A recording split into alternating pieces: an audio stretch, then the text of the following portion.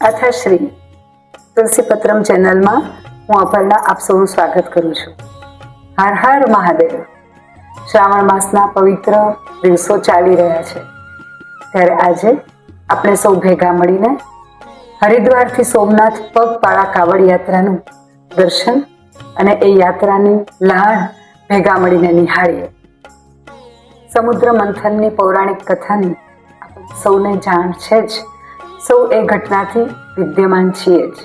સમુદ્ર મંથન કરતાની સાથે જ કાળકૂટ વિષ સૌ પ્રથમ બહાર નીકળ્યું, જે સમગ્ર સૃષ્ટિ અને વિશ્વને માટે વિનાશકારી અને ઘાતક હતું.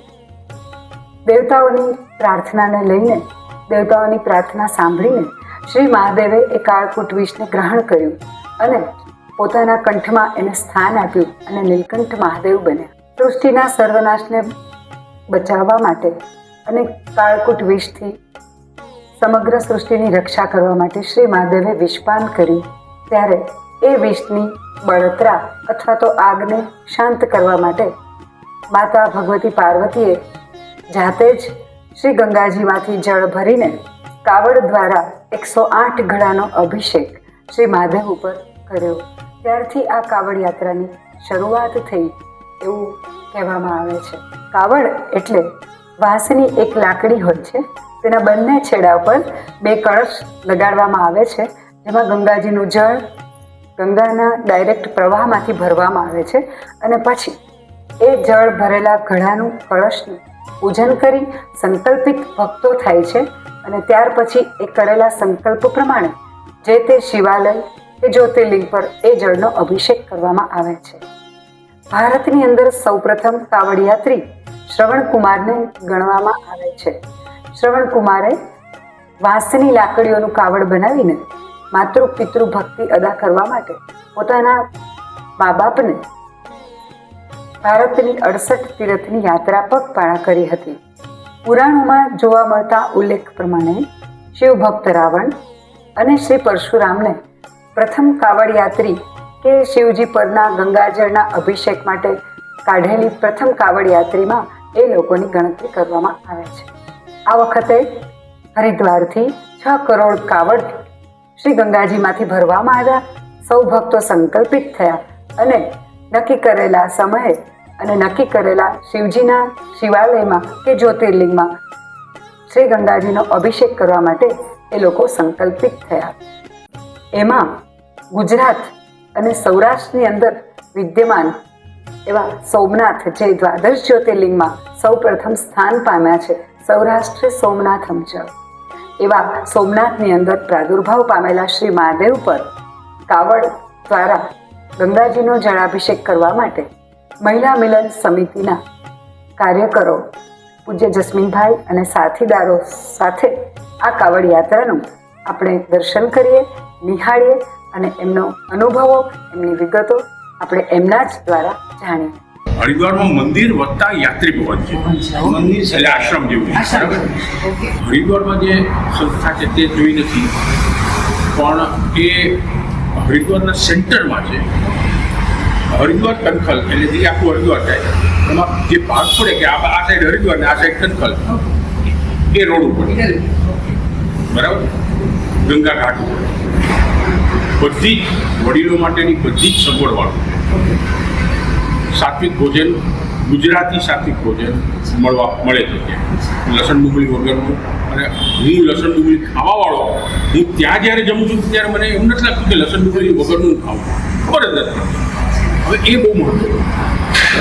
અને ગુજરાતી તરીકે તમે ત્યાં જાઓ તો કદાચ આ એક જ સંસ્થા એવી છે કે જે ખુલ્લા તમને ચાલવાની સગવડ છે. બાકી ઘણી બધી સંસ્થાઓ છે ત્યાં હરિદ્વાર મંદિરમાં, ઘણી બધી સંસ્થાઓ, પણ ત્યાં તમને બધું ઘરેલું ના મળે. કોઈ જગ્યાએ તમને ચાલવાની જગ્યા ના મળે, એ જાતની સંસ્થા. એટલે બહુ મહત્વની છે. ત્યાંની સંસ્થાનું જે ગુજરાતીને સાચી પ્રકારની વ્યવસ્થા હરિદ્વારમાં મળે એ જોડાયેલા કાર્યકરો, સેવકો કેટલા સંખ્યામાં આપી છે. એટલે પ્રવીણભાઈ ત્યાં એમનું ઘર અમદાવાદમાં હોવા છતાં એ ત્યાં સ્થાયી છે. વર્ષમાં 20 થી 25 દિવસ મેક્સિમમ એ અમદાવાદ આવે છે, બાકી ત્યાં જ રહે છે. એમની જવાબદારી એ છે અને એ એમને જવાબદારી તરીકે લીધેલું છે. આ બહુ મહત્વની વાત. સેવા પગાર નહીં, કશું જ નહીં, ત્યારે બરાબર. અને એમના ગયા પછી ત્યાંની સંસ્થા એટલો બધો ફેરફાર થયો છે અને સુધારો આવ્યો છે કે આપણે વાત ના કરીએ. હકીકત એવી છે કે ત્યાં તમારે બુકિંગ કરાવવા જાઓ તો 2-3 મહિનાનો ગાળો ના હોય બુકિંગ ના મળે. આ પરિસ્થિતિ આજની તારીખે છે. ઇનફેક્ટ ગયા વખતે મને ખબર છે 8 મહિના પહેલા બુકિંગ થયું હતું.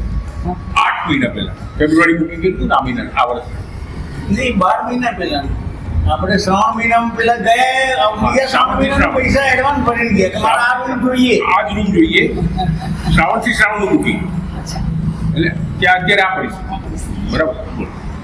પણ કદાચ અમે 7 કાવડિયાત્રીઓથી જે પૂરી કરી શકવાની શક્યતા હતી એ શક્યતા ગુજરાતમાં એન્ટ્રી મારતા પૂરી થઈ ગઈ કે હવે નહીં થાય. કાવડિયાત્રીનું મહત્વ શું છે કે ત્યાંથી સંકલ્પ કરીને કાવડ ઉઠે છે. જ્યારે તમે કાવડ ભરો ત્યારે સંકલ્પ થાય છે કે આ કાવડ આ જગ્યાએ લઈ આ સમયમાં હું શિવજીને ધરાવીશ અભિષેક માટે. હવે એ જે સંકલ્પ છે એ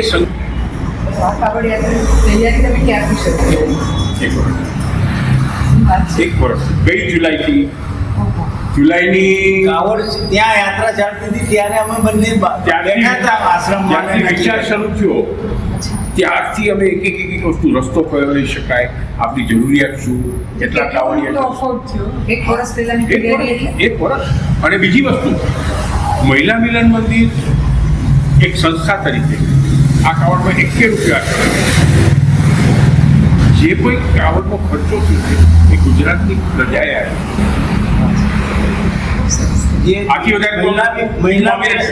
મહિલા મિલનમાં યાત્રીઓ જે રોકાતા હતા એ લોકો હિસાબ કરીને છેલ્લે જ્યારે જતા હોય ત્યારે સામેથી આપી જતા. સ્વેચ્છાએ કે અમારા 500 લોકો 1000 લોકો કાવડ નિમિત્તે પાછા આપીને જતા હતા. એ વસ્તુ બહુ મહત્વની છે કે ગુજરાતની પ્રજા ધાર્મિક ભાવનાવાળી તો છે જ, પણ હવે અમે આશા રાખીએ છીએ કે ગુજરાતના યુવાનો સાહસિક ભાવના સાથે કાવડ ઉપાડે, માનસિક અને શારીરિક ક્ષમતા વધારે.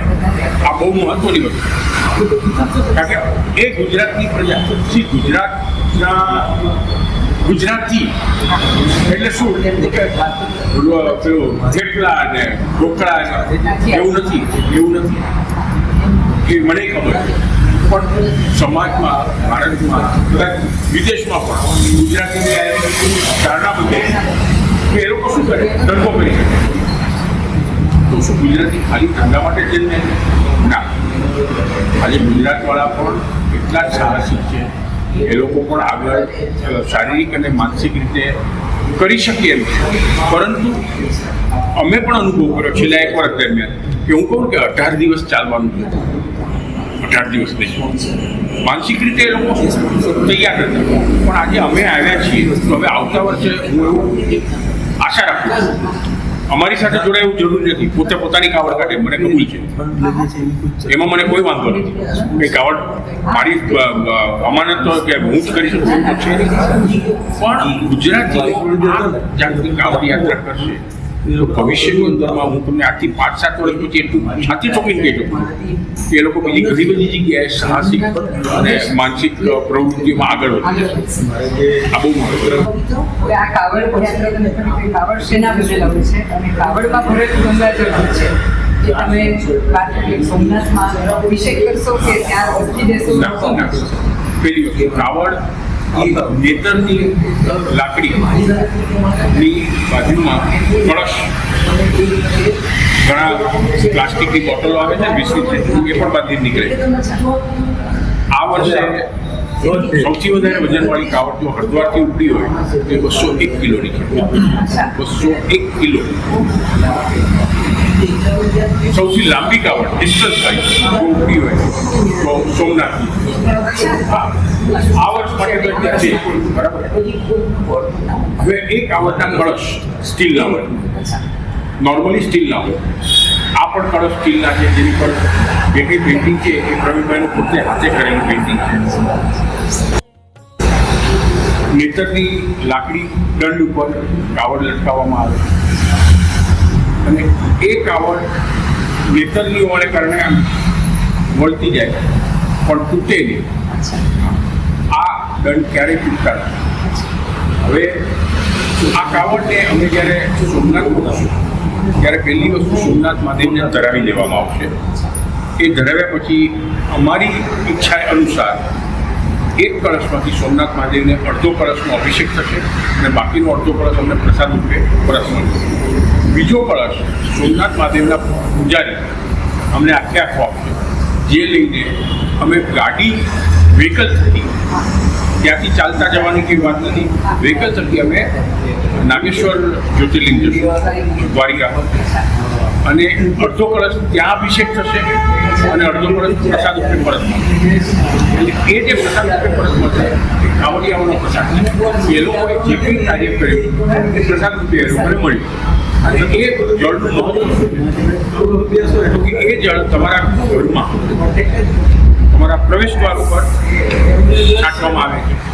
પછી દરેક રૂમની અંદર એ જળની છાંટણા, જેથી કરીને પવિત્ર જળ તમારા ઘરમાં સુખ શાંતિ અને સમૃદ્ધિ આપે. આ મુખ્ય ધ્યેય છે. મહાદેવજીની પૂજા માણસો શેના માટે કરે? પૈસા માટે ક્યારેય નથી કરતા. માનસિક શાંતિ, સમૃદ્ધિ, એ તમે જે કહ્યું એમાં બધું આવી ગયું. લક્ષ્મી નહીં, બરાબર? તો કાવડનું ધ્યેય પણ એક છે. એક બાજુ મહાદેવજીને શાંતિ, ઠંડક મળે અને કાવડિયાઓ જેમણે જળ ધરાવ્યું હોય, અભિષેક કર્યો હોય, એમના ઘરે સુખ શાંતિ અને સમૃદ્ધિ આવે. આ એનું મુખ્ય ધ્યેય છે. તો આ કાવડ જે ધરી આપણે તમે કીધું કે સંકલ્પ લઈને આપણે જળ ભરીએ તો એની કોઈ ચોક્કસ તિથિ કે ચોક્કસ સમય ખરો? તિથિ હું આપણા માટે અત્યારે કહી શકું એમ નથી. હું સ્પષ્ટ વાત કરું, કારણ કે આપણે ત્યાં કાવડની કોઈ તિથિ છે જ. કાવડની પરંપરા જ નથી. સક્ષવંત આપણે ત્યાં વિક્રમ સંવત, સક્ષવંત આપણા કરતાં 15 દિવસ પહેલા ચાલુ થાય, બરાબર? તો જે આપણા કરતાં 15 દિવસ પહેલા પડવો આવે એટલે વધનો પડવો, સક્ષવંતનો વધનો કૃષ્ણ પક્ષ, એ પ્રથમ તિથિ પડવાય એ કાવડ ભરવાનું ચાલુ. સક્ષવંત વધ 13 એ તારીખે મહાદેવજીને અભિષેક કરવાનો. આ એમનું ગણતરી છે. હવે આપણે ત્યાં કાવડની પરંપરા ના હોવાને કારણે અમે પ્રથમ દિવસ પકડી રાખીએ. એ પ્રથમ દિવસે અમે કાવડ ઉઠાવી, પરંતુ આપણો વિક્રમ સંવતનો પ્રથમ સોમવાર, આપણે ત્યાં સોમવારનું મહત્વ વધારે છે, એટલે પ્રથમ સોમવારના અમે શિવજીને અભિષેક કરીશું. એટલે અમને 13ની જગ્યાએ પ્રથમ સોમવાર એટલે 6-7 દિવસ વધારે મળ્યા. હવે જે અંતર, જે ડિસ્ટન્સ કાપવાનું છે એના માટે અમને 6-7 દિવસ તો જોઈએ જ. એથી ઓછામાં અહીં કાવડ અહીંયા પહોંચી શકે નહીં, બરાબર? અને કાવડ અલગ અલગ પ્રકારની હોય છે. જેમ આ કાવડ આપણે જે જોઈએ એ રીતે ડાક કાવડ કહેવાય છે. ડાક કાવડ કેવી વસ્તુ છે? એ દોડતી કાવડ, જેમાં આવા કળશને એવું ના હોય, આવડી ભૂંગળી, આટલી જાડી ભૂંગળી હોય કે જેમાં પાણી ભરેલું હોય અને પતરી હોય, પતરી કાવડ. એ લોકો એમાં બધું લખેલું હોય કે આ કાવડ આ દિવસે ઉઠાડી, આ ટૂંકમાં સંકલ્પ જે આપણે કહીએ છીએ એ લખેલો હોય. અને એ સંકલ્પ લઈને ત્યાંથી એ લોકો જ્યારે દોડવાનું શરૂ કરે, દોડવાનું, અને એ રિલે રન જ હોય કે એક માણસ 200 મીટર દોડ્યો કે 100 મીટર દોડ્યો, બીજાને હેન્ડઓવર કરે, બીજો ત્રીજાને હેન્ડઓવર કરે. એ ઊભો ના રહે, દોડતા એકબીજાને હેન્ડઓવર કરે. એ ડાક કાવડ કહેવાય. અને એ લોકો 200 કિલોમીટર 10 કલાકમાં દોડી શકે. 10 કલાકના 20થી 22 કિલોમીટર એ લોકો દોડી શકે. અને એ રીતે એ લોકો જે શિવ મંદિરમાં એ લોકો ધરાવવાના હોય ત્યાં સમયસર પહોંચી જાય. એ ડાક કાવડ, બરાબર? એટલે આ કાવડ અને એ કાવડમાં બહુ મોટો ફરક છે. આ કાવડ આપણે પેલી કહેવત છે ને, slow and steady with the race, એમ આ સ્લો એન્ડ સ્ટેડી કાવડ છે. અને પેલી ફાસ્ટ કાવડ, એટલે જ એને ડાક કાવડ કહેવામાં આવે. બરાબર? બોલો. આ તમે હરિદ્વારથી જે આપણે યાત્રા લઈને આવ્યા, એમાં રસ્તામાં કોઈ એવો બનાવ ઘટના પ્રસંગ કે દિવ્ય અનુભવ કે પછી અડચણ તો હું નહીં કહું, કારણ કે અડચણ અમારે અનુભવ અને અમારી અમારે શીખવા માટે હતી, એટલે અડચણો નહીં. પણ આ તો ફરી કોઈને કાવડ યાત્રા કાઢવી પેલા માર્ગદર્શનમાં કે આટલા હર્ડલ્સ ખરા? માર્ગદર્શનમાં એક જ છે, મેં શું સ્લો એન્ડ સ્ટેડી, ધીરજ વગર જો એ કાવડ ફાટવાની ગણતરી મહેરબાની કરીને ના. સંયમ અને ધીરજ જો ના હોય તો કાવડ ઉપાડાય. પહેલી વસ્તુ એને કારણે જે કંઈ અડચણ આવવાના હોય એ આવી શકે છે, એ કોઈ પણ હોઈ શકે છે. મને અનુભવ થયો એ હોય એવું જરૂર નથી. દિવ્ય અમને 2 જણાએ મારા પરથી કીધું કે આ તમારો રસ્તો છોડી દો તો બીજા રસ્તે જાઓ. અમે ગુજરાત પહોંચ્યા નતા, અમે ગુજરાત ના પહોંચ્યા. સાવ અજાણી વ્યક્તિ એમ કીધું તમે આ જગ્યાએ નહીં, તમે આ રસ્તે જાઓ અને જરી જલ્દી જાજો. અમે નીકળી અને અમારી પાછળ એટલો બધો વરસાદ પડ્યો છે કે માણસો તણાઈ ગયા છે, રસ્તા ઉપરથી માણસો તણાઈ ગયા, એટલું પાણી પડે છે અને અમે નીકળી ગયા. આજ સુધી આટલા દિવસમાં મને વરસાદ નડ્યો નથી. આ 5મી સ્ટેટ છે, ઉત્તરાખંડ, ઉત્તર પ્રદેશ, હરિયાણા, રાજસ્થાન, ગુજરાત, 5 સ્ટેટ મને વરસાદ નડ્યો નથી. અને સમાચાર એવું કહે છે કે બધા સ્ટેટમાં વરસાદ, ધોધમાર વરસાદ થયો, મને ખબર નથી, મેં નથી જોયો. આ દિવ્ય અનુભવ મારા માટે કે આજે એવી કઈ તારીખ છે, તમે એ તારીખ જે વરસાદ પડ્યો એ તારીખ પહેલાં તમે એ સ્ટેટ છોડી બહાર નીકળી ગયા.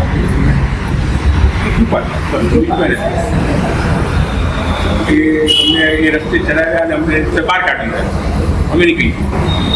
એટલું હજાર બીજું શું બોલું. બરાબર. પ્રભુના અર્થે શું ન થાય, આ પ્રભુના અર્થે શું ન થાય, આ શુભેચ્છાવાળી કાવડ યાત્રાના માધ્યમથી અને આ પોડકાસ્ટના માધ્યમથી આપણે તમે જેમ વાત કરીએ યુવાનોને સંદેશો આપવા માંગો છો? યુવાનોને એક જ સંદેશ, ધીરજ અને સંયમ રાખીને માનસિક અને શારીરિક ક્ષમતાની જે કોઈ કસોટી તમે આપી શકતા હો તેમાં સારામાં સારી કસોટી કાવડ યાત્રા છે. એનું કારણ ઘરની બહાર રહેવું પડે, બહાર ખાવું પડે, તબિયત ના બગડે તે રીતે ખાવું પડે, રોજ ચાલવું જ પડે. આજે ચાલે કાલ નહીં ચાલે તે નહીં ચાલે, એક ધારું ચાલવાનું. પછી ગ્રુપ તરીકે ચાલતા હોય કે વ્યક્તિગત ચાલતા હોય, પણ વ્યક્તિગત ચાલતા હોય તો એને સંયમથી ચાલે, ગ્રુપ તરીકે ચાલતા હોય તો એને ધીરજથી ચાલે. કારણ કે એકબીજાને હેન્ડઓવર કરતા જાય અને કાવડ આગળ વધતી જાય. ગુજરાતમાં આની પહેલાં 3 કે 4 કાવડ આવેલી છે. દુધેશ્વર મહાદેવની છે, ઉંબિયાજી એટલે ઊંઝા ત્યાં આવેલી છે, એક બીજી પણ કાવડ યાત્રા આવેલી છે, પણ સોમનાથ મહાદેવ કોઈ નથી. હવે એ બધી કાવડોમાં શું છે, 40 ને 42 ને 45 કાવડિયા હોય છે. અમે 7 અને આવતા વર્ષે અમે 2 કાવડ ઉપાડવાના છે. એક કાવડ જશે સોમનાથ અને બીજી કાવડ જશે નાગેશ્વર. એ અલગ થશે અને બંને ચાલતી જશે. કારણ કે કાવડ ભંગ થાય ને એટલે એ કાવડને રસ્તાની બાજુમાં મૂકી અને તમારા ઘર ભેગા થઈ જાય. એ કાવડનો કળશ છે પડી ગયો, આડો પડી ગયો, કાવડ બંધ થઈ ગયો. અમે નીચે સ્ટેન્ડ રાખેલું છે પણ કાવડ લટકાવી, કાવડ નીચે નીચે મૂકો તો આડા પડવાની શક્યતા ખરી, એ મૂકો જ નહીં. આપણે સતત જાગૃત રહી એટલે ધીરજ સંયમ અને એ નિયમ પ્રમાણે તમારે ચાલવાનું. જો એ નિયમ છોડી દીધો તો કાવડ કરવાનું, કાવડ ઉપાડવાનું તો મતલબ.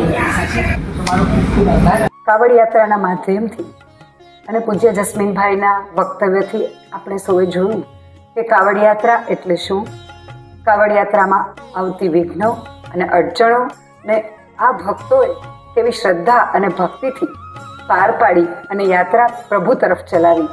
કાવડ યાત્રા એટલે સેવા ભક્તિનો માર્ગ, કાવડ યાત્રા એટલે અંતર્મનનો સંયમ અને સમતોલ જીવનનું પ્રતીક. તો સૌરાષ્ટ્રની ધરતી એ સિંહોની ધરતી છે, સૌરાષ્ટ્રની ધરતી એ શૂરવીરો અને સતીની ધરતી છે. તો ગુજરાત અને સૌરાષ્ટ્રના તમામ યુવકોને, યુવા પેઢીને મારી આ ચેનલના માધ્યમ દ્વારા એક નમ્ર અપીલ કે આલેખ કે પછી આકલ કરવા માગું છું કે ફરી વખત જ્યારે આવી કોઈ કાવડ યાત્રા થાય ત્યારે આપણે પણ શૂરવીરતાથી અને આપણી શ્રદ્ધા અને ભક્તિથી કાવડ યાત્રામાં જોડાઈએ અને આપણી શ્રદ્ધા ભક્તિને શિવ સમર્પિત કરવા કટિબદ્ધ થઈએ. ફરી મળીશું આવા જ નવા અનુભવો, નવી અનુભૂતિ સાથે.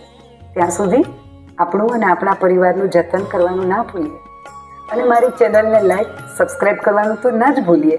શેર પણ કરજો. અત્યારે રજા લઈશ. આવજો.